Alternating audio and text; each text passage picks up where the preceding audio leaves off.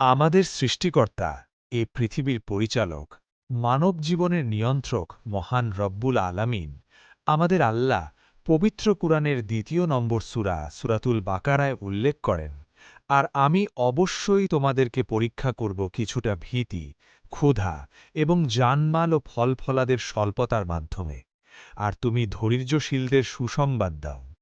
আমাদের রব এই আয়াতটিতে খুব গুরুত্ব সহকারে ও জোর দিয়ে বলেছেন যে তিনি অবশ্যই আমাদেরকে পরীক্ষা করবেন। অর্থাৎ এই বিষয়ে কোনো সন্দেহ নেই যে তিনি আমাদের পরীক্ষা নেবেনই। এই পরীক্ষার তালিকার একদম প্রথমেই রয়েছে ভয়। আপনার মনে প্রশ্ন আসতেই পারে যে ভয় দিয়ে কিভাবে পরীক্ষা করবেন। উদাহরণস্বরূপ, আপনি হয়তো আপনার রিজিক, ইনকাম, বিয়ে, পরিবারের নিরাপত্তা, অসুস্থতা বা জমি জমা নিয়ে চিন্তিত। এই যে নানা নেতিবাচক চিন্তা বা অনিশ্চয়তা থেকে আপনার মনে একটা ভয় কাজ করে, এগুলো সবই আপনার ঈমানী পরীক্ষার অংশ। আপনার হয়তো মনে হতে পারে যে পৃথিবীর অন্য সব দেশের মানুষ আপনার চেয়ে অনেক বেশি সুখে আছে, কিন্তু বাস্তবতা হল এ পৃথিবীতে এমন কোনো দেশ নেই যেখানে মানুষ দুশ্চিন্তা বা উদ্বিগ্নতা ছাড়া জীবনযাপন করছে। এমনকি উন্নত দেশগুলো প্রতিনিয়ত ভয়ঙ্কর সব চ্যালেঞ্জের মুখোমুখি হচ্ছে। যদি কোনো প্রাপ্তবয়স্ক মানুষকে জিজ্ঞাসা করা হয় তিনি কি নিয়ে চিন্তিত, তবে দেখা যাবে তার দুশ্চিন্তার তালিকা শেষ হতে চাইছে না।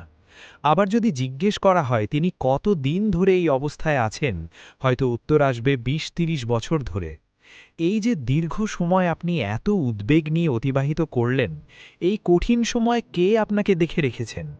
উত্তরটি আমরা সবাই জানি, তিনি আমাদের সৃষ্টিকর্তা আল্লাহ। অবাক করা বিষয় হল, অতীতে যখন আপনার কিছুই ছিল না তখনও আপনি চিন্তিত ছিলেন, আর এখন আলহামদুলিল্লাহ আপনার অনেক কিছু হওয়া সত্ত্বেও আপনি উদ্বিগ্ন। এর কারণ আমরা আমাদের রবের ওপর পূর্ণ ভরসা ও শুকরিয়া আদায় করতে জানি না। পবিত্র কোরআনে বর্ণিত আছে, চিন্তা করো না, আল্লাহ তোমাদের সঙ্গে আছেন। যখন স্বয়ং সৃষ্টিকর্তা বলছেন তিনি আমাদের সাথে আছেন, সবকিছু শুনছেন ও লক্ষ্য করছেন, তখন আমাদের কিসের এত চিন্তা বা হতাশা?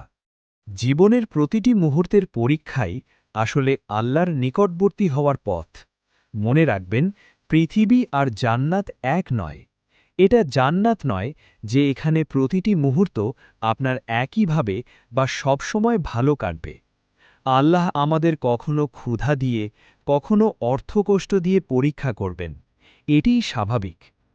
আপনার অনেক সম্পদ থাকা মানেই যে আল্লাহ আপনার উপর খুশি, তা সবসময় ঠিক নয়। আবার সম্পদ কেড়ে নেওয়া মানেই তিনি অখুশি, তাও নয়। বরং উভয়ই পরীক্ষার মাধ্যম।